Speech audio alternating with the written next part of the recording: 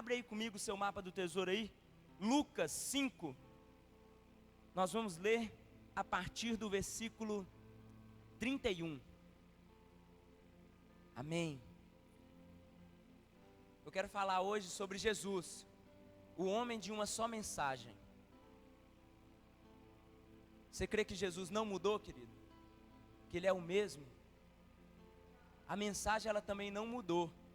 Às vezes somos nós que estamos inventando moda, colocando uma palavra a mais, uma a menos, mas Ele não mudou. Lucas 5, a partir do versículo 30.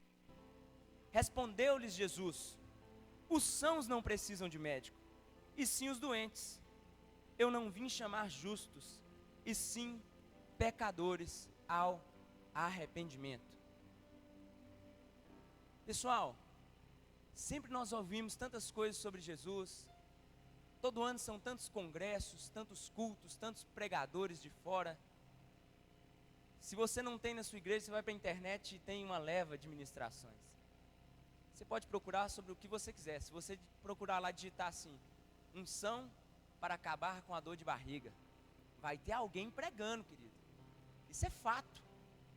Se você digitar lá assim, ó, oração para ganhar na Mega Sena, vai ter uma oração. Eu não sei, não funciona não, né, irmão? Mas tá lá.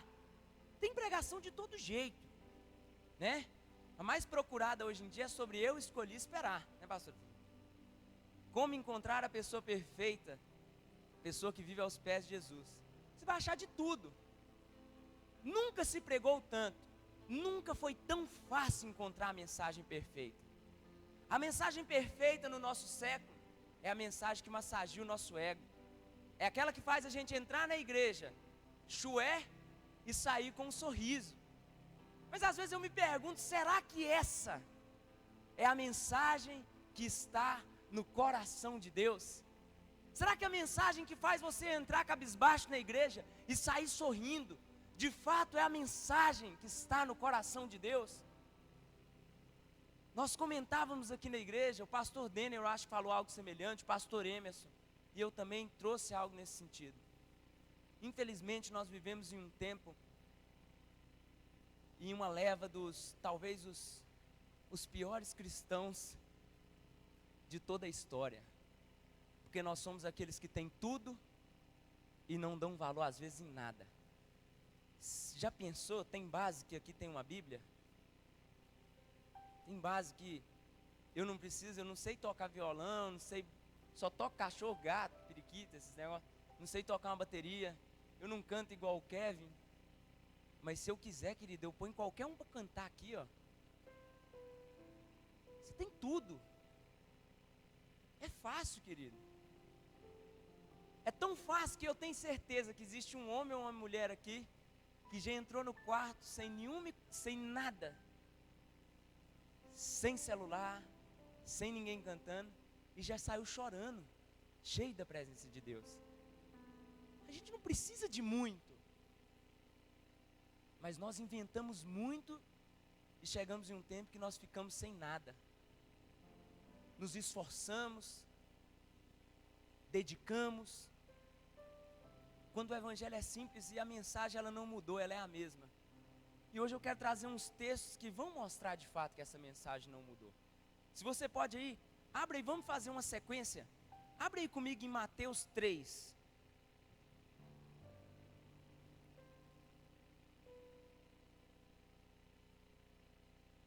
Eu vou citar aqui alguns textos, vai ser bem breve.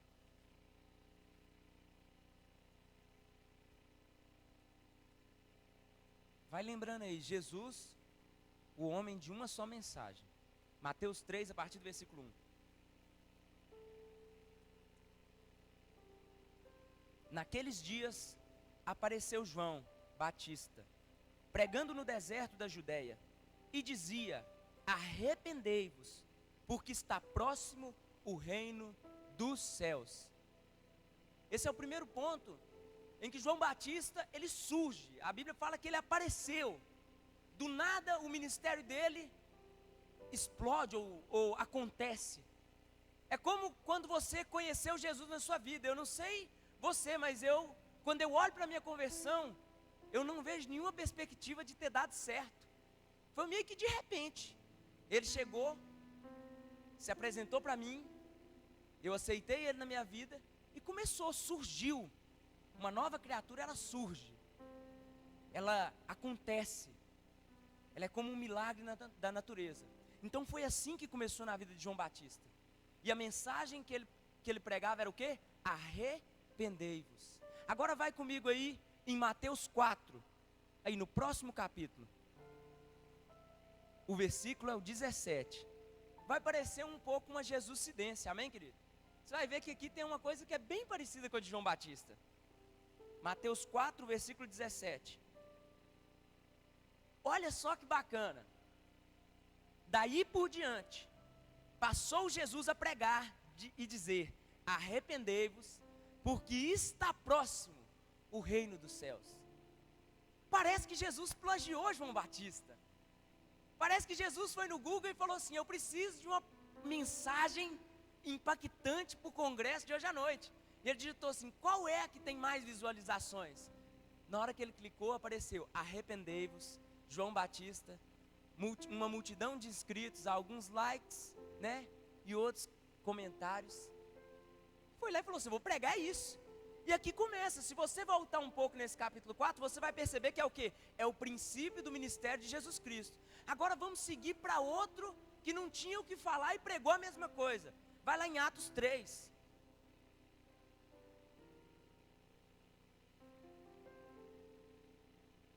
Por que será, querido, que é a mesma mensagem? Atos 3, o versículo 19.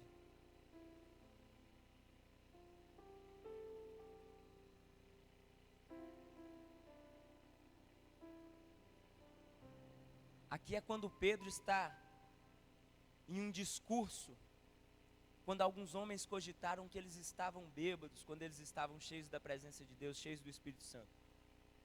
Atos 3, versículo 19.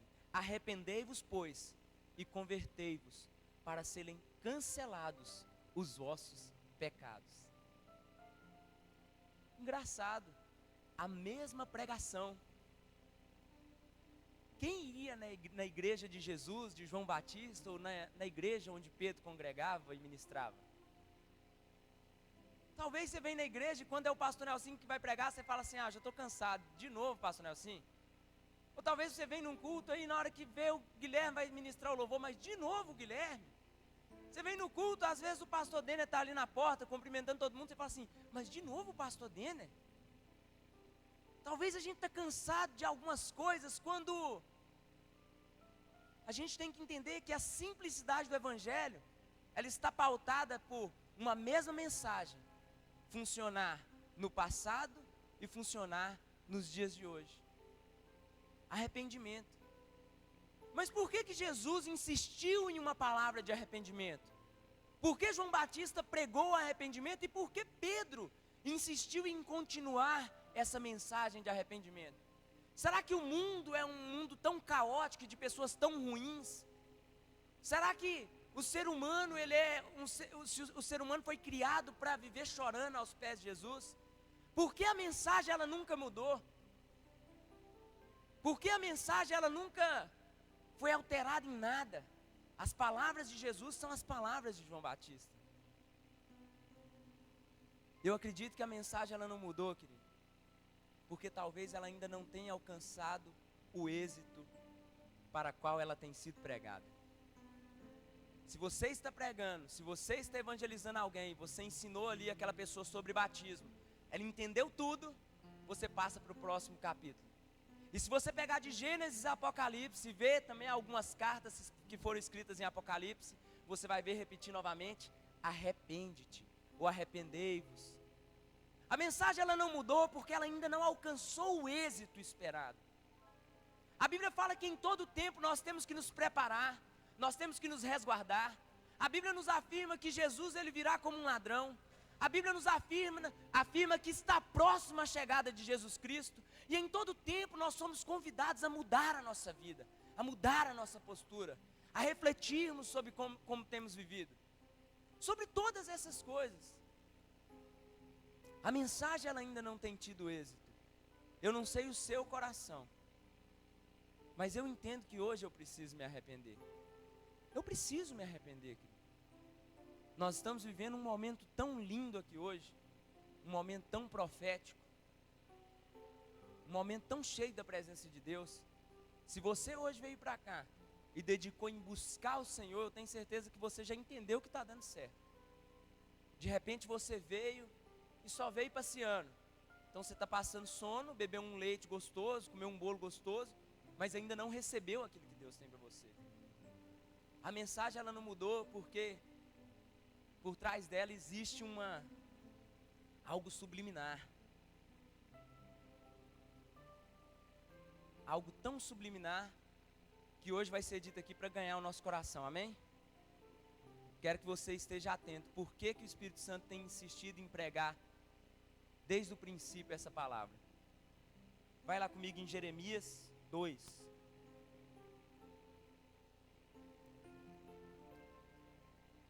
Aqui a gente encontra uma resposta no versículo 2 sobre o porquê da palavra de arrependimento.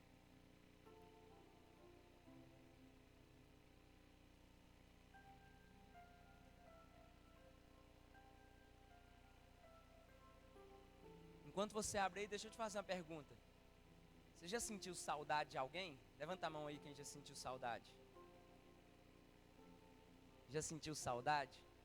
Já encontrou a pessoa e a primeira coisa que você fez foi abraçar durante alguns minutos, dar um cheiro? Aeroporto é fantástico, querido. Você vai na seção de desembarque, tem gente com cartaz, tem gente pulando, tem homem e mulher com buquê assim na mão, esperando alguém chegar. Saudade proporciona em nós uma atitude desesperadora para sanar esse sentimento. Saudade é igual aquela música do É o Amor, né? Saudade é isso, querido. E olha o que fala em Jeremias 2, no versículo 2. A direção que Deus deu a Jeremias. Vai e clama aos ouvidos de Jerusalém. Assim diz o Senhor. Eu lembro-me de ti, da tua afeição quando eras jovem, do teu amor quando noiva, e de como me seguias no deserto, numa terra que se não semeia. A mensagem ela não mudou, querido, porque Deus ainda sente saudade de nós. E a única maneira de Deus sanar essa saudade é quando o nosso coração se arrepende, é quando você volta, é quando você entende que você é o filho pródigo, e que quando você decidiu voltar para Ele, quando você entrou na estrada que levava à fazenda, você percebeu que Ele já vinha ao seu encontro. O desejo de arrependimento profundo no nosso coração, ele não vem da nossa decisão, ele vem primeiramente do Senhor. Você já conheceu alguém desviado, alguém que está vivendo uma vida aí longe dos caminhos do Senhor? Às vezes a pessoa vira, ela chora, ela fala, eu quero voltar, eu não tenho força, eu quero, mas quando eu decido, eu acabo pecando. Aquele mal que eu não quero cometer, como foi hoje ministrado, quando eu penso em não cometer, eu já cometi. Eu vou para casa, eu choro, pastor. Eu decido não fazer, eu volto outra vez. A mensagem ela continua sendo pregada, não porque Deus é chato ou porque Jesus é chato, é porque as saudades dele aumentam a cada dia. Você acha que como fica o coração de Deus? Vamos ser sinceros. No dia de hoje, quando ele olha para João Pinheiro e ele percebe que você está aqui, 3h56 da manhã, e ele olha para João Pinheiro e ele percebe que você está aqui, cantando, clamando, ministrando, chorando, com o coração entregue. Como fica o coração de Deus quando ele vê isso acontecendo, querido? Como fica o coração do Espírito Santo? De repente você está aqui hoje, mas ontem você estava arrependido pelo seu pecado. De repente ontem você falou assim, Deus, a partir de amanhã eu mudo a minha história, a partir de amanhã eu volto para a sua presença. Como fica o coração dele ao te encontrar aqui hoje, buscando? Como fica o coração de Deus quando há arrependimento genuíno? A Bíblia fala que quando um pecador ele se arrepende, há uma festa no céu, querido. Há uma festa no céu. A mensagem ela não mudou, ela não vai mudar. Você pode viajar para qualquer país, você pode ir para qualquer lugar, você pode entrar em qualquer igreja. Sempre vai ter alguém falando de arrependimento. Sempre vai ter alguém convidando. Quando se prega em um evangelismo, você fala do quê? Você fala dos carros que Jesus pode dar, da mansão que Ele pode te colocar. Você fala que Ele pode te dar uma esposa linda, ou você fala de arrependimento, de mudança, de saudade. Quando em alguns textos, o próprio Deus Ele afirma que foi antes da fundação do mundo, que Ele nos escolheu nele. Ali é a plena certeza de que nós não fomos chamados para aquilo que nós queremos viver, mas nós somos chamados para as escolhas de Deus. Nós somos chamados para estar nele. Para você entender o que é saudade, você também tem que ter sensível à voz do Espírito Santo. Você tem que ser uma pessoa sensível. Eu estava ontem numa lanchonete da cidade, entrei sozinho. E eu comecei a fazer um lanche e escutei uma tosse. Na hora que eu ia morder, a tosse continuava. Eu olhei para o lado e falei, gente, mas que inconveniente. Na hora que eu pensava em ir de novo, a tosse de novo. Fiquei procurando. Olhei para o outro lado da rua, uma senhora, querido, aquela garoazinha, ela abraçada num monte de sacola, e tossindo, e tossindo, e tossindo. E eu preocupado com o meu lanche, né? Aí fiquei ali mais alguns minutos e ela não saía daquele lugar e a tosse dela continuava. Uma coisa que minha mãe me ensinou é que quando você está tossindo, você não pode água gelada. Eu não sei se é certo, mas eu aprendi, eu estou levando até hoje na minha vida. Eu ia indo embora e ela continuou tossindo. Eu falei, Deus, se eu não sirvo para mudar a realidade de uma senhora que está tossindo, como que eu quero ser usado para transformar a realidade da minha cidade? Voltei e peguei uma água natural. Falei assim, das duas, uma. Ela pode achar até que é macumba, né? Pessoa dando alguma coisa assim de graça na rua. Chamei ela assim num canto, falei, senhora, ó, senhora, tô vendo, a senhora tá tossindo já tem um tempão, tô ali do outro lado. Eu vou te dar essa água aqui.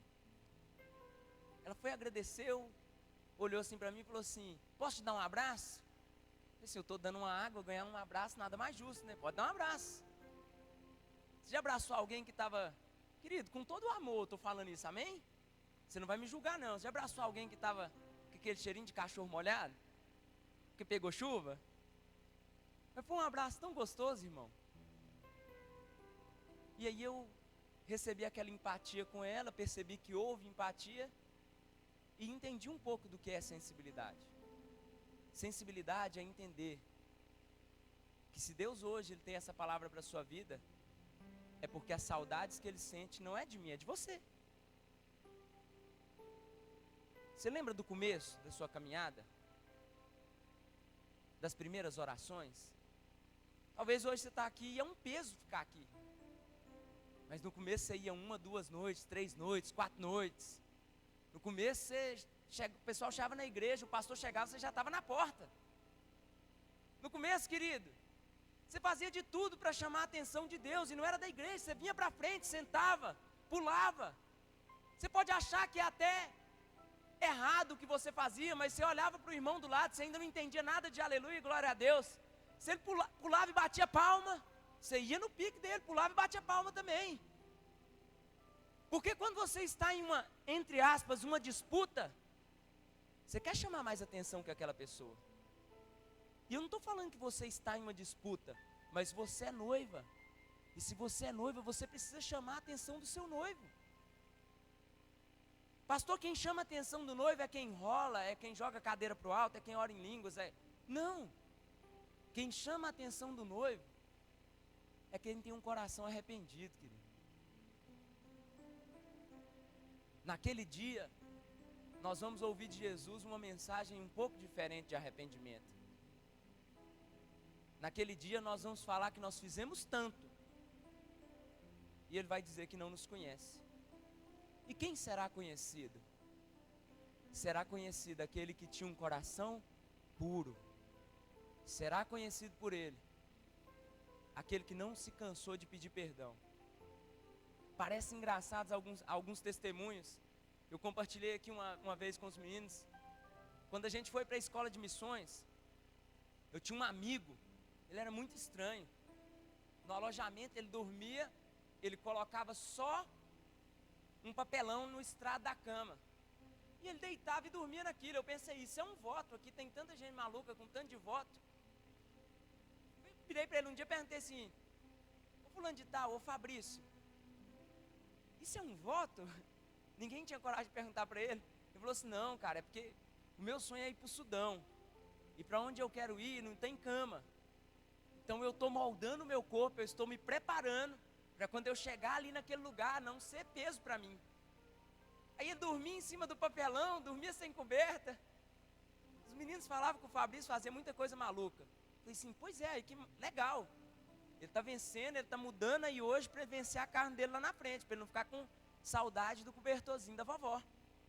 Aí beleza, tinha outro cara meio maluco. Alojamento masculino, um monte de homem, ele ia tomar banho. Ele ia na água gelada.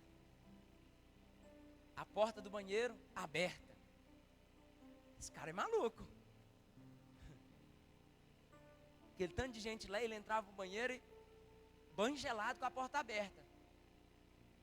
Um dia eu fiquei curioso e virei para ele, eu só dava fora também. Virei para ele e falei assim, ô fulano, por que você toma banho com a porta aberta e água só gelada? Você está igual o Fabrício, está preparando para ir para algum lugar que não tem banheiro, que não tem porta, não tem energia? Ele, não. Isso aqui é um negócio um pouco mais pessoal. Cara, sem pudor nenhum, sabe o que ele virou para mim? Ele falou, Nelson, desde a minha conversão, eu sofro com masturbação. E eu não tenho vergonha nenhuma de fazer nada escondido. Então, para vencer a minha carne, é banho gelado e porta aberta. Porque eu não quero que ninguém veja o que eu estou fazendo. Querido, isso dói tanto para mim porque eu percebo que ele se expõe para pessoas que ele nem conhece. Ele negligencia o conforto de um banho quente para não desagradar a Deus. Isso é arrependimento.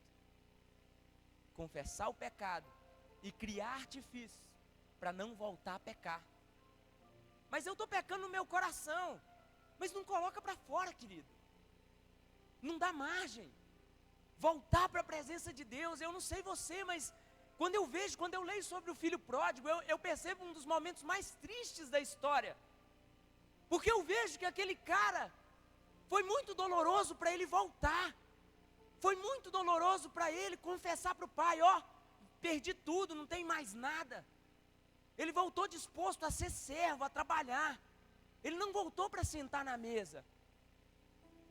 A dificuldade do arrependimento é porque quando você conhece a sua vergonha, você entende que você tem que recomeçar do zero, de onde você pecou.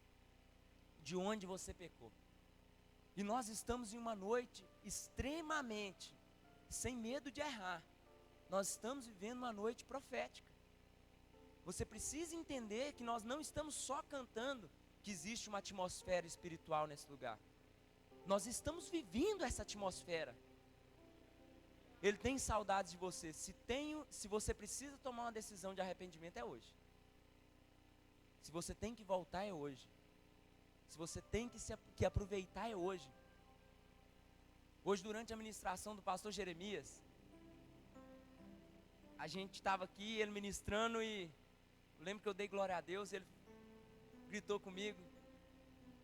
Tinha um pastor muito maluco, eu estava comentando com o Luiz Felipe. Um dia em uma igreja, nós fomos para a cidade de São Luís de Montes Belos, igreja do Ministério Ouvir e Crer, pessoal cheio de gente assim, e ele ministrando. Ele sabia que eu era meio doido também, eu estava sentado na frente, eu acho que a Jéssica lembra disso.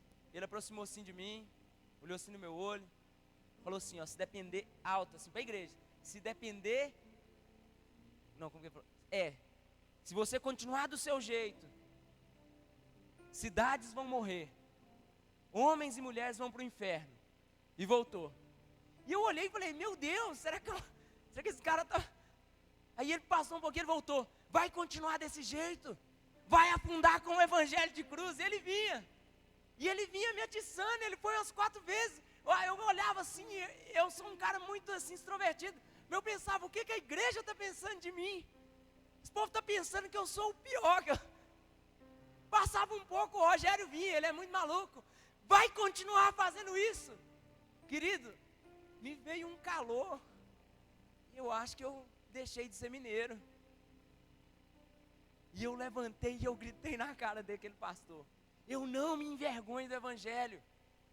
Eu levantava e eu gritava e eu começava a chorar. Eu falava assim, eu não me envergonho. Rogério, eu não me envergonho. Aí ele falou assim, e quantos mais vão estar calados? Queridos, quantos de nós vamos estar num momento? Esse não é o primeiro momento que você tem nesse ano. Vão surgir outros momentos. Mas se você não se arrepender hoje, se você não dobrar o seu joelho hoje, se você não se reconciliar hoje, você estará mostrando que mais um Pedro negou e não está disposto a dizer, eu te amo. Não é dia de pôr panos quentes sobre tudo o que a igreja brasileira tem vivido. O Espírito Santo está vivendo um momento caótico. Quem irá se levantar? A política, os poderes ou nós que conhecemos a Jesus? Quando aquele professor ele gritava comigo, ele não gritava porque de fato eu estava vivendo aquilo. Depois de conversando com ele, ele falou assim, Nelson, eu estava crendo muito que você ia gritar. Ele falou assim, eu queria que você voasse no meu pescoço. Eu queria que você me desse uma rasteira. Eu queria que você colocasse a mão na minha cabeça para expulsar algum demônio. Eu queria que você jogasse a cadeira para cima, me tomasse o microfone e falasse que o evangelho não vai parar. É isso que nós precisamos, querido. Uma mensagem de arrependimento não é nada além do que uma mensagem de saudade. Quando houver uma mensagem de arrependimento, não é para que você saia com a cabeça baixa. É para que você erga a sua cabeça, sorria e diga mais ou menos assim, cara, ele continua com saudade. Eu fiz isso, mas ele continua com saudade. Já parou para pensar? Você que é ministro de louvor, você que é líder de uma célula, você que é líder de algum ministério, vai falar que você nunca pecou e subiu no altar e ficou constrangido porque mesmo pecando ele te usou. Não é pelo nosso mérito, é pelo amor. Quem tem saudade faz de tudo para trazer a pessoa para mais perto. De repente hoje é o dia que você, como noiva, você talvez está envergonhado do seu noivo, e como noiva, você vai bater na porta dele e vai falar assim, vai esquecer tudo que a gente já viveu junto? Como noiva, você precisa lutar pelo seu noivo. Como noiva, você não pode desistir do seu casamento. Ele só tinha uma mensagem, porque essa história de amor começou na cruz, amém? Eu não sei você, eu tenho uma notícia para você que é terrível. Talvez você já desistiu dele, mas ele ainda não desistiu de você, amém? E se você quer conhecer um namorado chato, é Jesus. Ele não desistiu, ele vai insistir, e ele vai te chamar todas as vezes que você esboçar que você não quer casar com ele. Tem alguém aí que se sente noiva de Cristo? Levanta a mão. Isso aí, querido. Pastor Jeremias está no mesmo rio, né? Pastor Jeremias é um dos que chama Jesus de lindão. É a mesma vibe, é o mesmo sentido. Chamar e ser chamado, amém, querido? Você pode ficar de pé no seu lugar. Pode ficar de pé no seu lugar. São 4h12.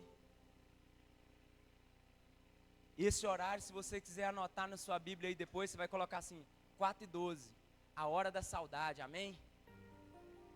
Todas as vezes que você acordar e estiver orando nesse momento, você vai falar assim: foi nesse dia, nessa hora, que eu descobri que Ele tem saudade de mim.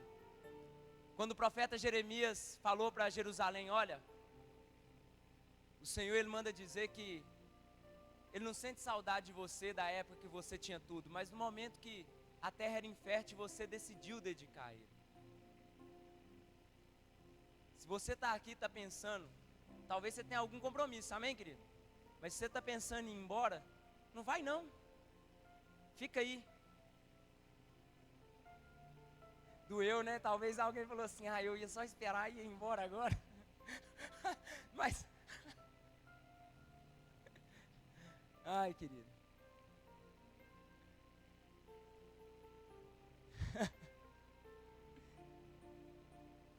Quem tem saudade, querido, faz de tudo.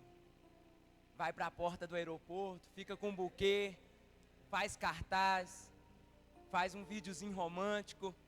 Quem tem saudade faz serenata. Quem tem saudade toma banho de chuva, não é verdade? Do lado da pessoa que ama. Gasta o cartão de crédito. Quem tem saudade não pode ficar parado. Então hoje eu quero te convidar a fazer valer a saudade de Jesus por você, amém? Seja livre da maneira que você quiser. Se você quiser vir à frente, sentar aqui. Se você quiser sentar onde você está, se você quiser ficar em pé, se você quiser deitar. Eu não quero interferir no seu momento com Ele, mas eu quero que você tenha um momento com Ele agora. Se você quiser gritar, se você quiser sorrir, chorar, da mesma maneira que você vai visitar o Senhor agora, de maneira única, Ele também vai te visitar.